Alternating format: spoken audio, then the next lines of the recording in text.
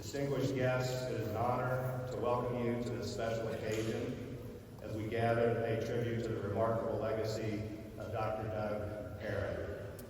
As I look around this arena, I see countless colleagues, former students, industry leaders, dear friends, and beloved family. Your presence is a testament to the profound impact he had on each of our lives and a heartwarming tribute to the collective admiration we share for Doug Parrett, who was wholly devoted to giving back to others every day of his well-lived life. Above all, I would like to acknowledge Doug's family, many of whom are here with us today, his wife Susie, children John, Ann, and their spouses Crystal and Brett, his grandchildren Whitney, Ryan, Claire, and Russell, Emma, and Julia, and Doug's brother and sister-in-law, Tom and Cheryl. As many of you know, I am Rodney Johnson, professor and head of the Department of Animal Sciences. I had the privilege of learning and working alongside Doug for the past 35 years of his half-century career in the department. To begin, I'd like to acknowledge that we will hear a lot about Doug Parrett's contributions to this university, our department, and the industry that he loved.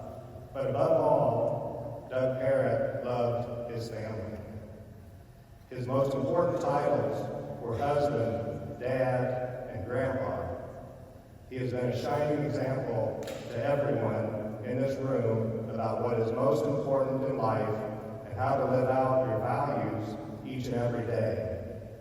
I'm glad that his family could join us today to share this important piece of his life and character. With that said, I'd like to share a brief overview of the professional contributions of Doug Parrett, a man who also dedicated 49 years to shaping minds and inspiring the future of beef production. Dr. Doug Parrett has left an indelible mark on the industry, the College of Agricultural, Consumer, and Environmental Sciences, the University of Illinois Urbana-Champaign, and indeed all of those who had the privilege to know him. Born and raised just outside Champaign, Urbana in Muhammad, Doug's journey with the university began as an undergraduate student. In 1972, he earned a distinction as a member of the national champion livestock judging team for shadowing his legendary career in coaching. After completing his undergraduate studies, Doug continued on at the U of I as a graduate student, serving as both a meats judging and livestock judging coach. His commitment to education and passion for cattle led him to join our faculty in 1981. He would become known across the globe as a respected professor, gifted teacher, and devoted extension educator. Doug's contributions to the beef production industry were groundbreaking. He advocated for the use of expected progeny differences and genetic selection to enhance birth weight, calving ease, and marbling. His forward-thinking approach anticipated industry advancements and influenced the way cattle producers embraced genetics. Dr. Parrett's lasting impact is most evident in his role as an educator. Over the years, he shared his expertise with over 8,000 students, earning over 20 teaching awards. His lessons extended far beyond the lecture hall, however, into the cattle barns, extension meetings, 4-H fairs, livestock shows, and notably this very arena where we gathered today. This is classroom. Doug Parrett's legacy will live on in this arena, as well as the hearts of those he taught, mentored, and inspired. The dedication of Dr. Doug Parrett Memorial Arena stands as a fitting tribute to the man whose impact on the industry will endure for generations to come. With that, I'd like to invite Dean Germán Bollero forward to share more about Doug's legacy. Dean Bollero.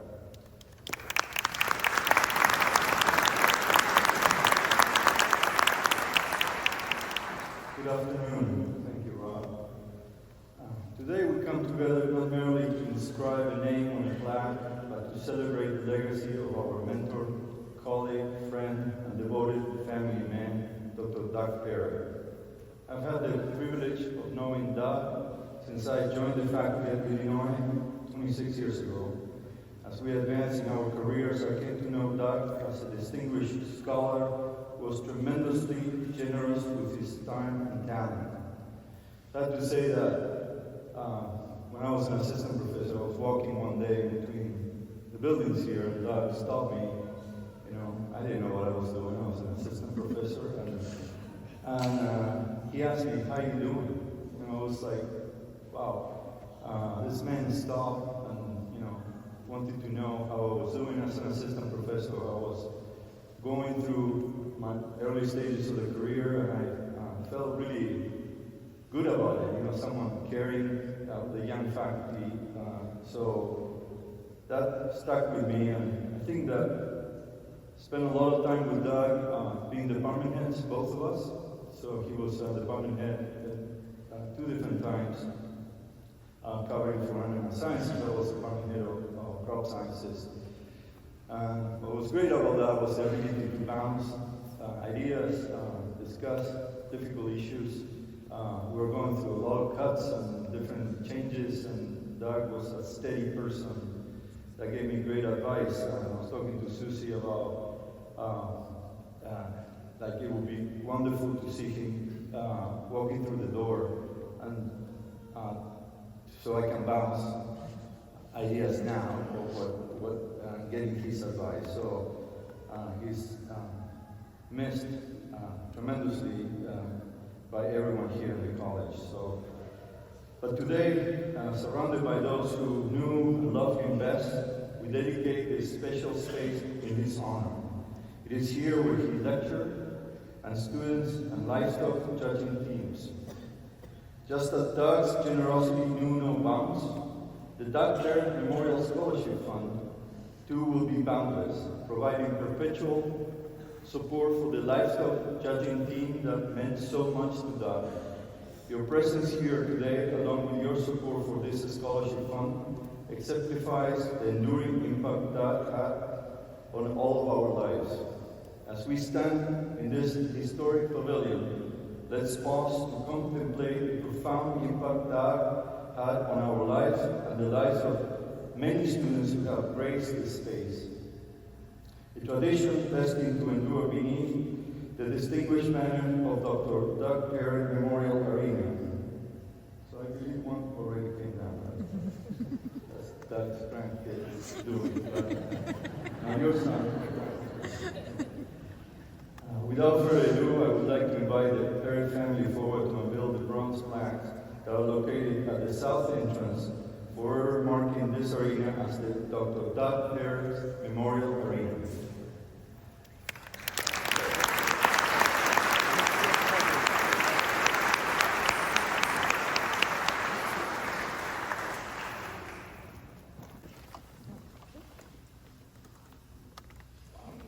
Thank you all for being here. Holy cow. And thank you to everyone who made this special night possible. We wouldn't be here without a lot of hard work.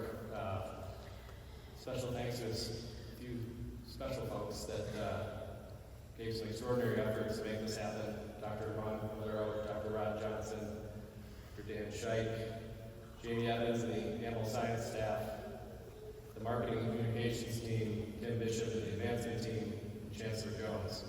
Thank you.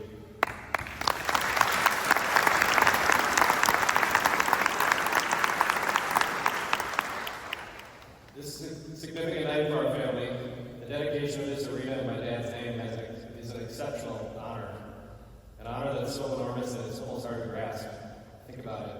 My dad has 6 grandkids sitting right here in the front row, and someday their grandchildren will come to this arena and see their great-great-grandfather's name hanging from the rafters and be able to read about it on bronze plaques. I'll say thank you a number of times tonight, but it's still not enough. Thank you to the University of Illinois for recognizing my dad's life work. There couldn't be a more perfect place than this building for a Doug Parrett tribute. I thought it would be fitting to recap for you some of my dad's history with this building, which spans more than 5 decades. First, his office was in this building for nearly half his career, right behind us, down the hallway on the right. It was a big office. I remember he wasn't thrilled when he had to move to the Animal Science Lab building. Who could blame him? Officing in a 4,000-person arena that could hold live animals of all shapes and sizes. I mean, this is pretty cool. It was in that office and in this arena where he spent countless hours educating, counseling, mentoring, and molding some of the university's finest young students. Over 49 years, they numbered in the thousands. It was also in this arena where he coached and was a member of the U of I livestock judging team. 31 years as a coach, 16 national championships as a coach, another national championship as a student, and most importantly, thousands of hours forging lifelong friendships. I know there are a number of proud judging team alums in the building tonight. Thank you for being here. When I was younger, my dad would teach on Monday nights, and my mom, sister Annie, and I would pick him up at this building for a quick dinner. We would go to the White Horse Inn, you can remember that, on Green Street.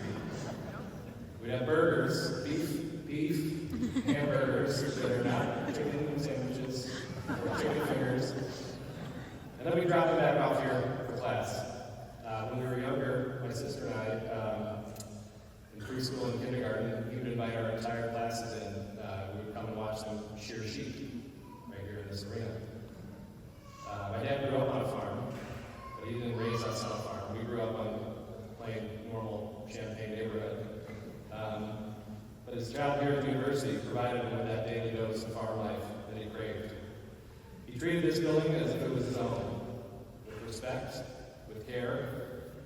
And with that being said, and if we're telling the truth tonight, I think we can make a few confessions about the as if it was his own part of that statement. Nothing too concerning to report, but let's just say my dad had a few alternate uses for this building. Alternate use 1, indoor car wash. Just swing the big doors open, drive right in, one better place to wash your car in the winter.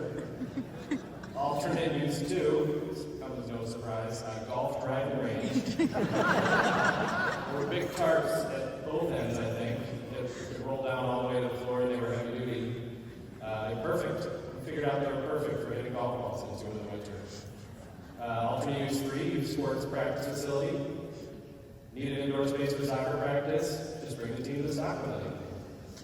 To be fair, this alternate use didn't last too long. The wood chip floor started to run on lead awkward bounces, and frankly, if there had recently been animals in here, there were often some surprises among the wood chips. But now that we've come clean about those alternate uses, and in all seriousness, we want to again express our deep gratitude to the University of Illinois for this incredible honor. Our family is humbled and overwhelmed. My dad's 49 years of teaching have been immortalized with the naming of this arena. They say time is the most valuable currency in the world. My dad gave so much of his time to this university. If you knew my dad, you knew he was a successful family man, an educator, an expert in his industry. But I bet that wasn't the first thing you learned about him. The first thing you learned about him is that he was friendly, outgoing, and kind. He was generous with his time. He genuinely cared about you, your family, and about making his corner of the world a better place. My dad would always say that the whole world is connected by cows. Little did he know he spent his life creating a network of people that were connected by him. We're all part of that network. Let his name in this arena be a reminder of that and how he lived his life.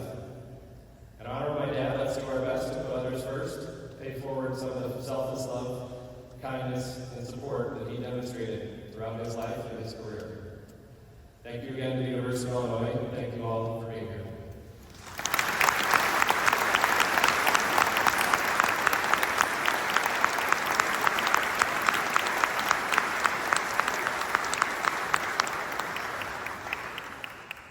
Tough act to follow. You can be good, John, but you didn't leave much for me. Thank you, John, Susie, and family for being here and helping us capture this incredible moment as we share about the life and work of Dr. Parrett. I'm Dan Shike, and I have the honor of sharing some of my own personal experiences with Dr. Parrett. And some of this I'm sure you'll hear more than once, but that probably just shows how important it is. I know we all have a connection, whether it was teacher, advisor, coach, mentor, colleague, boss, friend, husband, dad, grandpa. He wore all those hats, and he wore them well. And I got to witness it all pretty firsthand. First time I met Dr. Parrett was actually in this arena, Illinois Angus Spotlight, and I was in junior high. I don't remember much else about the event other than I met Dr. Parrett. And about 4 years later, Dr. Parrett reached out to me. I was a senior in high school, and he invited me to come visit the University of Illinois. And I came, and I visited, and I toured. I ultimately didn't come here, but I will forever remember that day with Dr. Parrett, how much time he spent with me, and how amazing that was. And that's really, again, about all I remember about that day. And I come to find out later, I maybe wasn't as special as I thought. That was just Dr. Parrett. He put that kind of time and energy into anyone that had an interest in cattle or judging at the University of Illinois. Fast forward another 4 years. I was a senior at Kansas State. He reached out to me again, and he had a pitch. He said, "Why don't you come here to grad school, be a judge team coach?" I thought that sounded like a pretty good gig, so made my way here with my soon-to-be wife and grad school coaching, which then ultimately led to a faculty position here at the University of Illinois. And you know, I've been asked to share a little bit about some of those memories of coaching and teaching with Dr. Parrett, and I don't have time for all of them, but I'll share a few. If you look over there into that corner and you see those lights kind of hanging in a funny angle, and there's actually an old rickety table up there at the top, that's where Dr. Parrett taught. My first experience as a teaching assistant was Inside 211, reading animal evaluation, spring of 2001. And I sat up there at a little table at the top of that and listened to Dr. Parrett lecture. I don't know if I ever remember him being uncomfortable or not seeing it at home, but I can assure you he was at home teaching right there in the corner of the Stock Pavilion. We had, as John said, a lot of other uses that he had for here, and he loved sharing the stories about that, and for sure I saw him swing a club or two in here, and I maybe even pulled my vehicle in the side. I wasn't as much into washing my car, but it was a great place to do it in the winter. I did get to coach alongside meat animal teams. Dr. Carr will tell you more about that. When I joined the faculty, we got to teach beef production together. I witnessed him at extension meetings and producer meetings. I got to watch him judge shows, whether it was at the Shike County Fair or the National Junior Angus Heifer Show. And I can go on and on and on about all of those things that I learned from him professionally and the contributions he made to the industry, and the countless people he impacted. But I'd like to share just a little bit more on the personal side. Dr. Parrett was a people person. He liked to talk, whether that was in the classroom, whether it was in office hours, at county fair, at a conference. It didn't matter where it was or who you were, he had time for you. It could be a first semester freshman student from the suburbs. It could be a lifelong beef producer. It could be a young livestock enthusiast. He had an incredible ability to connect with people and make them feel special and to give them really impactful advice. I would hate to know how many hours I spent talking to Dr. Parrett, whether it was in my office or his. And early on, it was a lot of asking about advice about how to balance being a coach and being a grad student, trying to be a husband.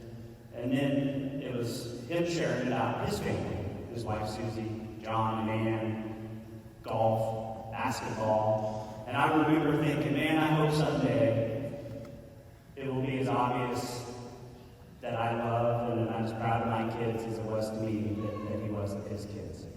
And as time went on, those conversations evolved. I still went to him for professional advice, but we continued to grow closer, to share more about our families. It was now about he and Susie being grandparents, and now it was me sharing stories about my kids and all the activities they were in.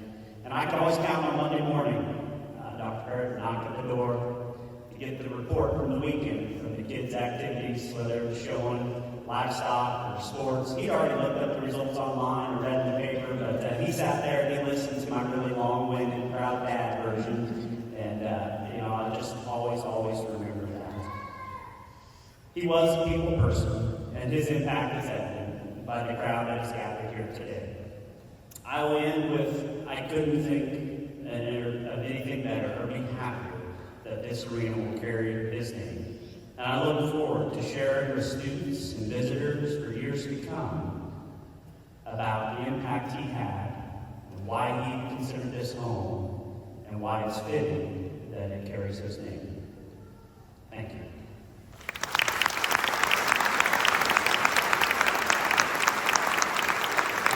And now I'd like to invite a couple more special individuals to share their memories and experiences. First, we're going to have Dr. Tom Carr. Many of you know him. If you know anything about meat judging or meat animal evaluation, Dr. Tom Carr doesn't need any introduction.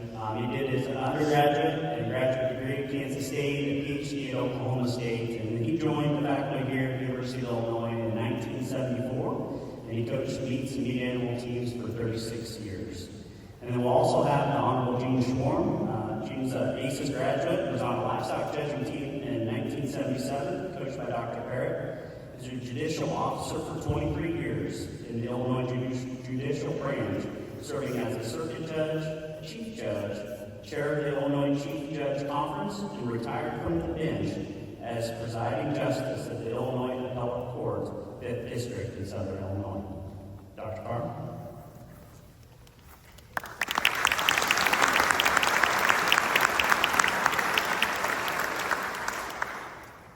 Thank you, Dan.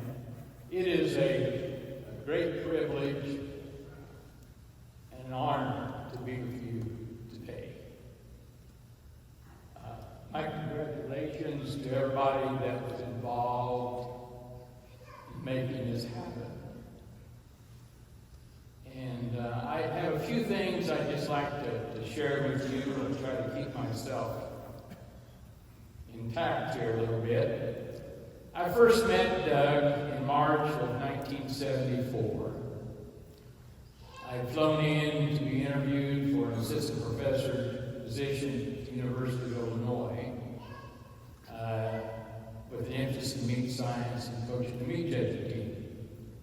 And I was met by Dr. Gene Becker, and later that day, a graduate student named Doug Parrett and John Romans were taking me around to the various things that you have to go through an interview process. And it was a 2-day process, as I remember. And then 2 weeks later was the National Meat Animal Evaluation Contest, which was known as XARDA at that point in time in Omaha, Nebraska. I had the Oklahoma State University team there, and Doug was along with Waco with the University of Illinois Meat Animal Evaluation team. And at that point in time, I had been offered the job here, and also been offered a job to USDA in Washington, D.C., and Doug was putting on the full court press. and he won out. And so I came in August of 1974. As already been mentioned, Doug actually cut his coaching experiences in meat judging. He was the assistant coach to Ray Hankus with the meats team in 1973, and then he started the meats judging team in 1974 when I came over in August and took over as far as that team was concerned, and he helped with that transition by traveling with us that whole fall. So that was a great experience. And of course, I got the chance then to get to know Doug pretty well. And I was housed at that point in time in Old Davenport Hall. Had a huge office, in fact, it's a classroom today. And in the bowels of Davenport Hall was part of the meat lab. Ag sales occurred in that facility. My actual classroom was here in the Stock Pavilion. We slaughtered animals back here. The abattoir was back here in the corner.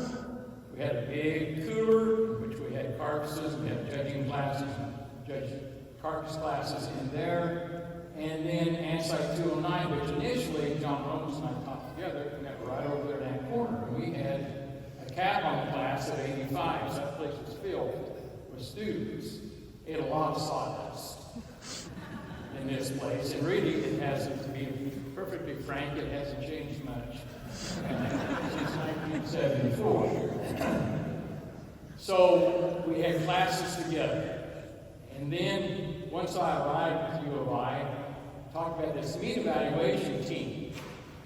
And Waco called me over and he said, I realize at Oklahoma State that the most important thing is livestock education. But he said, Dr. Bob Coffman's a professor here. He started meat animal evaluation. And he says, it's a big deal here. Remember that. I did. I took that to heart. So Doug and I started coaching meat animal evaluation teams together in 1975. In 1975, Waco backed off of the livestock coaching aspect of it, and Doug took his place. And so then for the next 31 years, basically Doug and I coached together the meat animal evaluation team.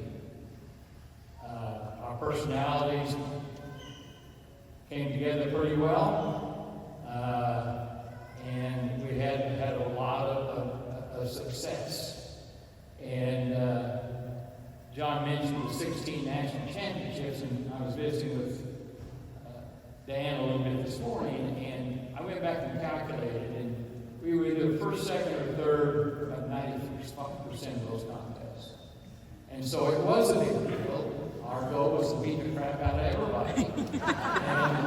And we were reasonably successful at that. And when you're on the road, this probably sounds bad, but we slept together a lot. Okay, separate beds, please. But we roomed together a lot over all those years. And we basically visited and talked about every day during the school year. It might not have been agricultural-oriented things. It could have been dissecting and trisecting in line at a basketball or football game that day, or week, or whatever it might be. But we certainly did a lot of things together. And without question, he was my closest cohort as far as faculty is concerned here at U of I. John mentioned that day when the department head said, you will move your office to ASL. Now, John put it kind of politically correct, but he was mad as hell. and he loved it over here, absolutely loved it. There's no question he had the cleanest vehicles in the faculty, especially in the winter time. And so he utilized the Stock Pavilion in a multitude of ways. But as I mentioned, we were very, very close, very, very dear friends. And I just wanted to leave you with a couple of quotes as we end here. I saw this on Facebook. Once in a while you get a few positive things on Facebook. It says, and I don't know really who the author of this is. It's not where you work, it's who you work with that makes a job worth going to every day. And Doug made that for me. The second one is from Proverbs 18:24. And it says, a man of many companions may come to ruin, but there's a friend who sticks closer than a brother. And that was Doug to me. Thank you.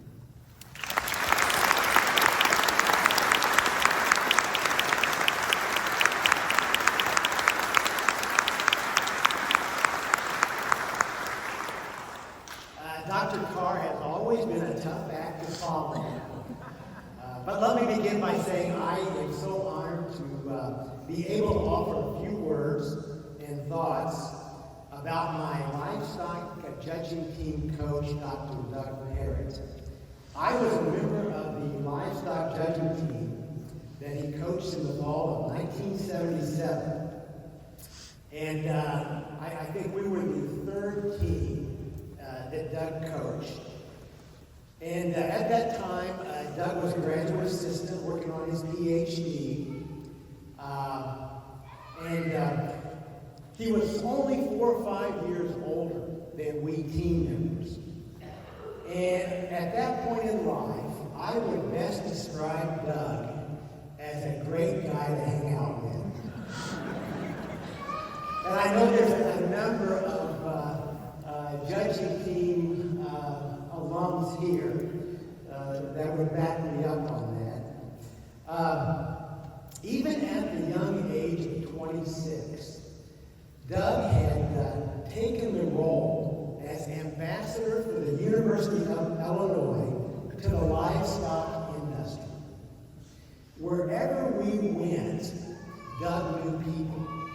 And wherever we went, people knew Doug and people loved Doug. As I think about those days of going to judging contests, traveling in a high mileage red UOI van so that we could stay at a luxurious Motel 6 before the contest, I have to smile. I laugh out loud thinking about that. And I know there's a number of former judging team members here who have a story or two about those days, just as I do. However, I think those stories are best told another day and another place. Doug was an outstanding coach. He knew his stuff on evaluation of all 3 species, but his specialty was cattle.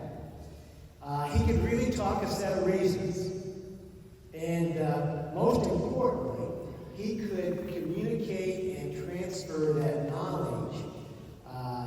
Unfortunately, we team members could often not soak in that knowledge, but he could attempt to transfer it to us.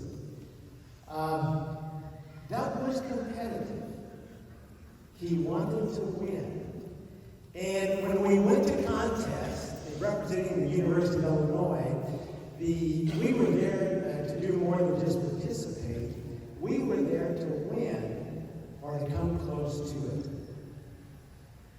Doug wasn't shy about pointing out what we needed to improve, and then he would help us to improve and challenge us to do better.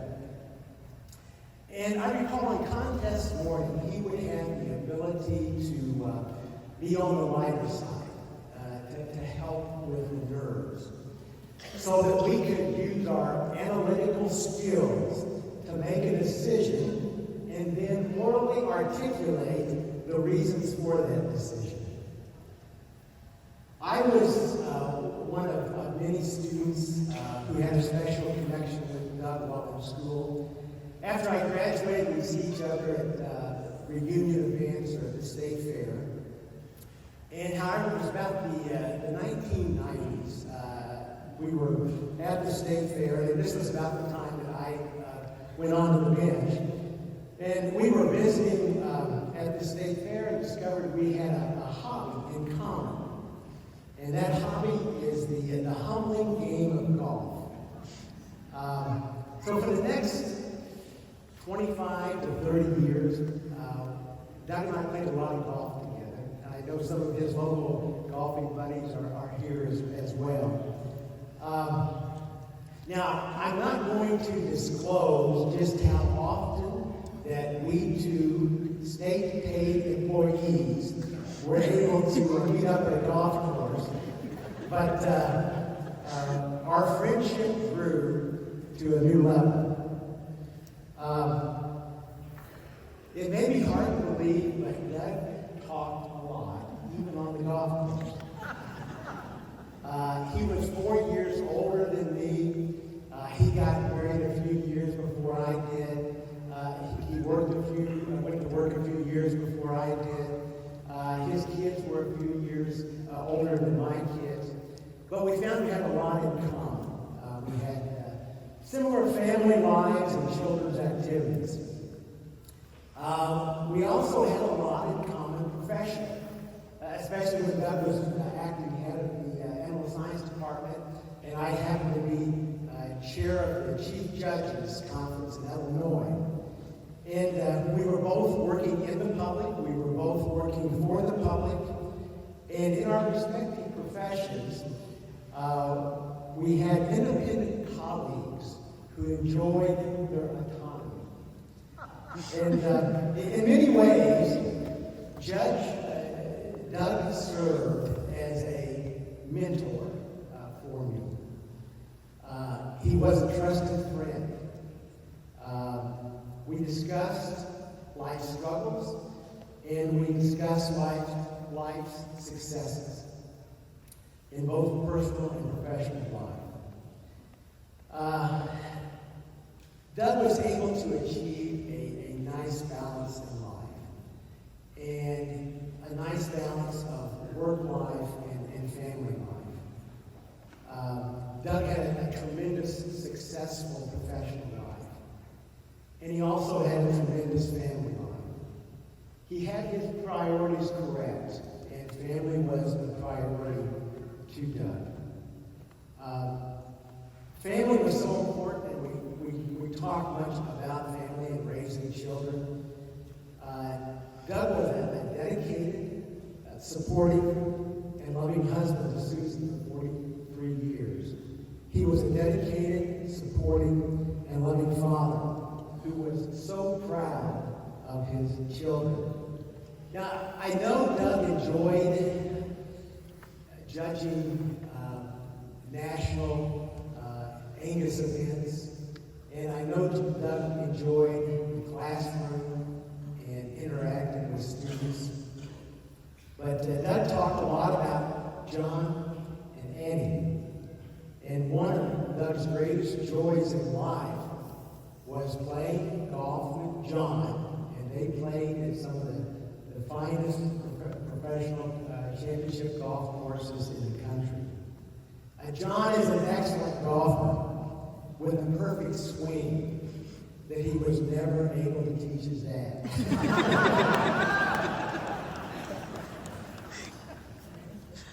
Another great joy of Doug's was coaching basketball, and coaching and watching his outstanding point guard daughter. In recent years, on the golf course, all Doug talked about were these beautiful grandchildren that he has. These were his great joy in life. Doug had a magnetic personality, and it was a captivating blend of confidence, passion, empathy, and most importantly, he could relate to people. People were drawn to him. He connected with people, and people connected with him. Doug had a lot to say, but he was also a very good listener. He really cared about people, whether they be students, former students, friends, or colleagues. And I personally know of several examples where Doug was being more than thoughtful, but showing the true compassion and reaching out to families and individuals in times of loss or hardship. In looking around this arena today, I believe we all have one thing in common, every one of us who are here, and that is we miss Doug. He touched our lives. He positively impacted so many people, including me, both as a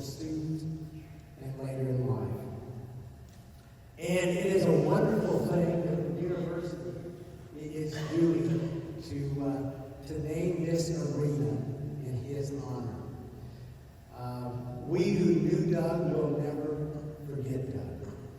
And hopefully those who did not get to know him will look up and see that name and ask and find out who this Dr. Doug Parrett was, so that the impact of his life will carry on.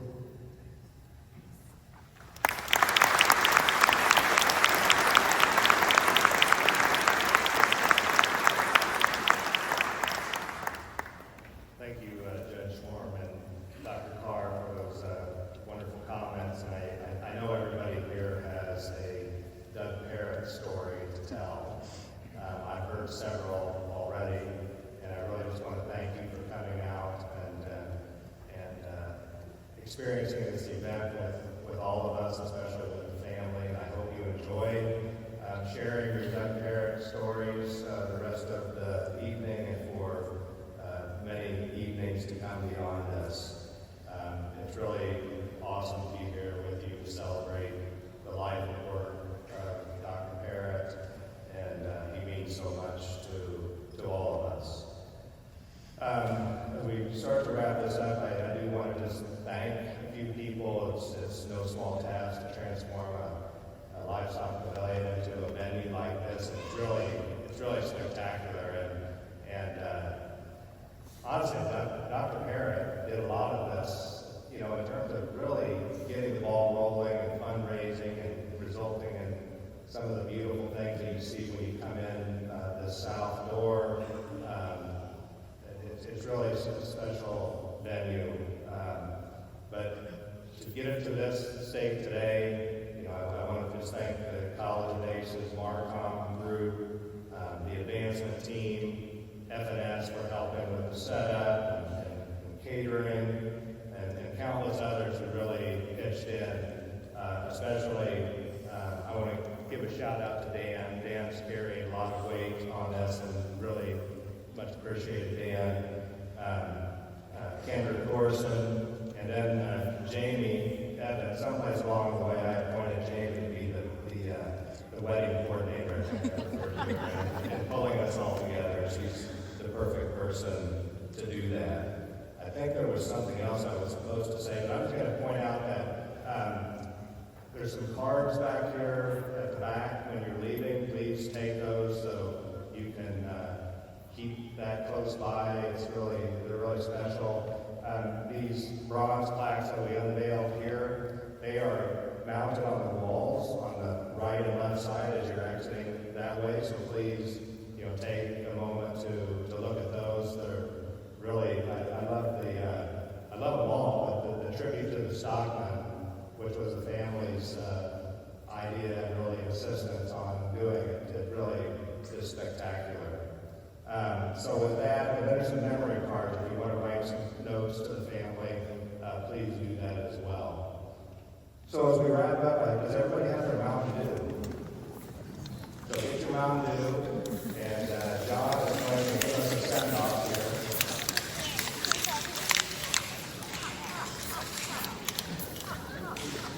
So you got that? Yeah, me and the dessert. So I can remember being a kid in that office, speaking to my dad. Around the corner of one of these corners, there was a vending machine, and going to get a Mountain Dew with him. He had Mountain Dew every day, sometimes more than one. And he had, I don't know if it was, he just got tired and ran out of quarters, or the price went up from 25 cents to 50 cents, and it made him mad. He ended up having a mini fridge in his office. And that was full of Mountain Dew eventually. And at the end of the day, if he had a bad day, he would say, today was a 2-2. But today is a great day. It's a 1-2 day. So cheers to all of you. Cheers to the University of Illinois. Cheers to Doug Parrett. Thank you all for being here. Have a great night. Thanks. Cheers.